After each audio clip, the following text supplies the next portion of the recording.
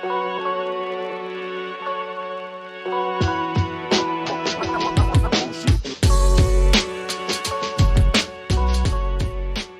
right, so the rapid fire round. The first one is, at what age do you want to retire? Last week? No, seriously, in my 60s.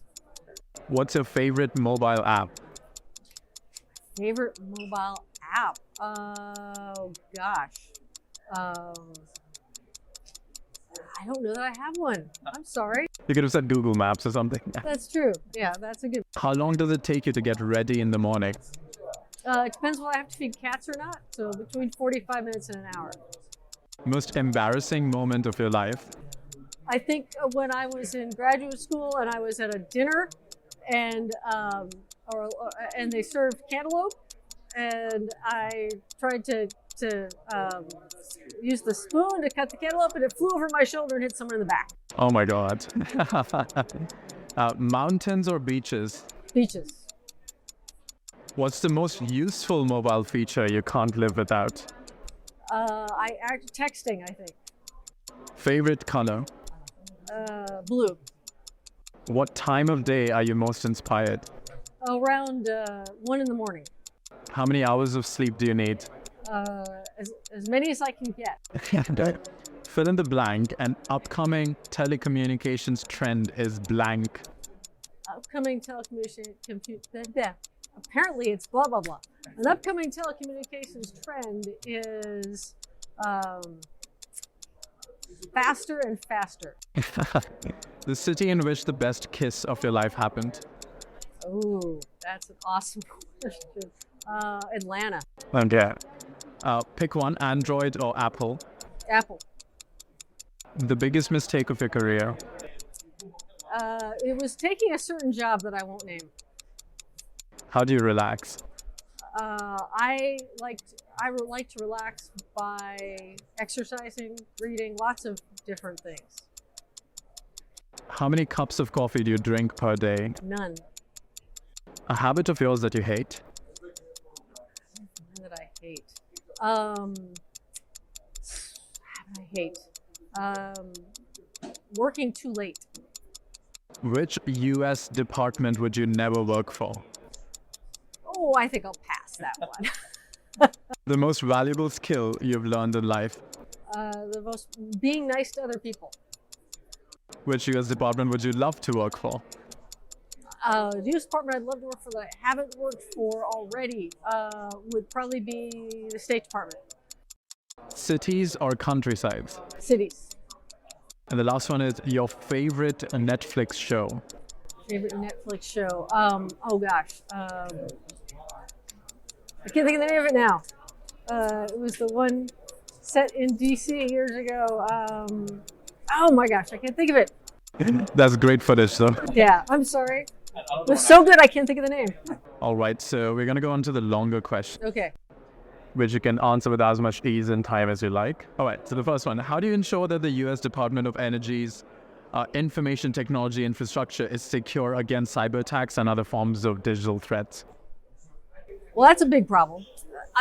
The first is evaluating our risks, making sure we identify our highest risk areas and mitigating those risks as fully and completely as we can, because we can't do everything. So we take that risk-based approach.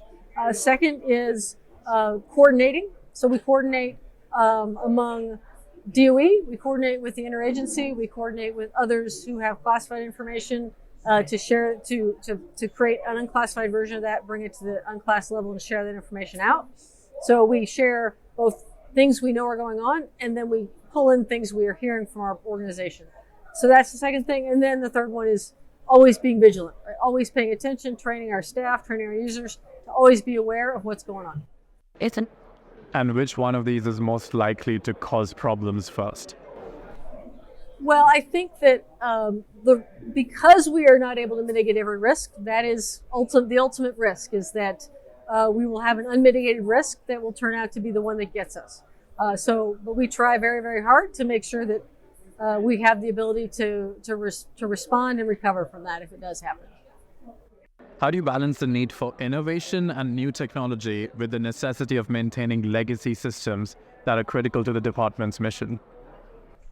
So that's fundamentally to a budget problem, right? And it's a budget problem both from the standpoint of money and having enough people to attack the problem. So we try and make sure that we prioritize a percentage of our money to invest in new technologies. And we look at ways that we can reduce the amount of money we're spending on legacy technology without putting ourselves in the position where we're not keeping that sufficiently up to date or secure. But we're going to constantly try and push more funding into the new innovation, because the more innovation we get, the more new stuff we get, the less legacy technology there is. And one of our goals is not to build more legacy technology, to go to the cloud, to use software as a service, to use modular applications, low-code platforms, so that we don't end up with the same kind of legacy that we have now in the future. And how do you prioritize technology investments and ensure that they align with the department's strategic goals? So DOE is really decentralized. So part of the way we prioritize technology investments is pushing that decision-making for investments down into the organization, because each individual part of the organization knows what they need the most. So they're able to select things that best meet their mission. Then one of my jobs is to try and make sure we do as little duplicative work as possible in that process, because with everybody doing what they need to meet their mission, it's easy to buy the same thing over and over again. And so then we work on things like providing enterprise agreements and platforms and solutions so that when we identify the same need across the board, we can share that capability.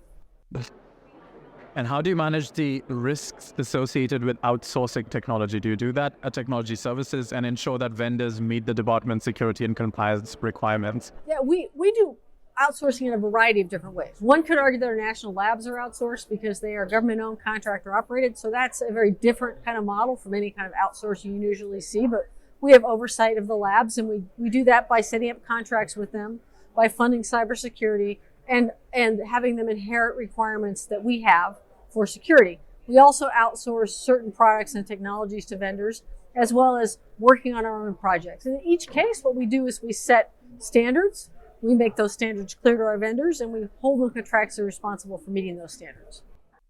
And what have you brought from your previous roles at all the being the CIO of all the big companies that you worked to the U.S. Department of Energy?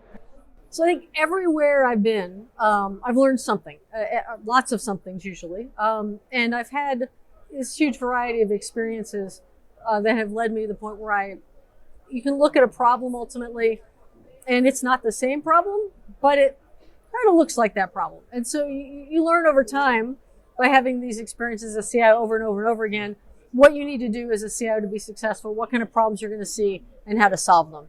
And you can't think, oh, well, I can do everything exactly the way I did at Dell or at Santa Clara County or somewhere else. But what I can do is say, I've learned some things there that help me understand what these problems are and how to solve them. So how do you think the U.S. Department of Energy is taking advantage of emerging technologies such as artificial intelligence and blockchain, while also managing the risks associated with these tech? So DOE is kind of an interesting place because we don't just take advantage of those technologies, we invent them. Do we call DOE, sometimes we call it the Department of Everything. Our 17 national labs design and develop all sorts of new technologies. So we have a little advantage when it comes to taking advantage of the products and technologies, as well as mitigating the risks, because we deeply understand those risks at DOE because we invented or we develop capabilities in many of those technologies. So we work with our labs, work with our partners inside the company to understand what risks we may be taking on, and then to mitigate those appropriately. And so with the increasing number of connected devices and the growing threat to cyber attacks, what do you see as the biggest challenges facing network providers? So you hit the nail on the head. There's all these IoT devices. They're all on your networks. They're often not treated like enterprise devices. So how do we make sure that we treat them like enterprise devices, that they're well secured, that they meet all of our requirements in terms of how they connect to the network, what kind of password requirements they have, and those sorts of things. So that big risk is that proliferation of devices and making sure all of them are managed. Okay. And so what challenges do remote work and distributed teams of today present to network security, and how can these be addressed? So I'm not sure that remote work and distributed teams promote create a lot more security risks than we already had. We've had people working all around the world, all around the country, for many years at DOE. More people work remotely now than ever before.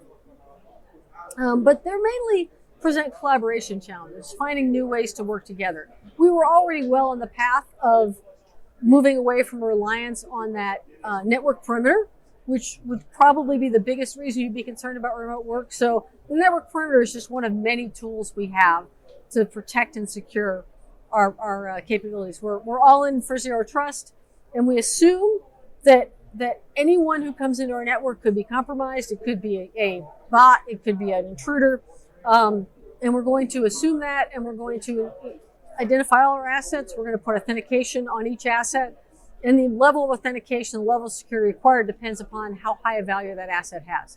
And that doesn't change whether people are working inside our buildings or outside our buildings. And so with the increasing prevalence of AI and machine learning in cybersecurity, what new possibilities are emerging for network operators to protect their infrastructure? And how can they be leveraged to improve network security? So the AI and ML are great at allowing us to automate some tasks that used to be done by individuals, which can really increase our level of security. However, the problem is that in addition, it also allows the attackers to automate. So we're sort of in an arms race with them, but definitely we're going to take advantage of all those opportunities to automate and to make sure that only the best, most important information gets to the folks who actually need to look at it. So human beings are used for the most value. All right, so the last question is more of a personal kind. What would you be doing in your life if not this right now? If I weren't doing this right now, I would probably be the CIO at a private company, or maybe be retired. I don't know. I didn't quite hit the mark I gave you for retirement yet. So I got a few more years before I hit that mark. So.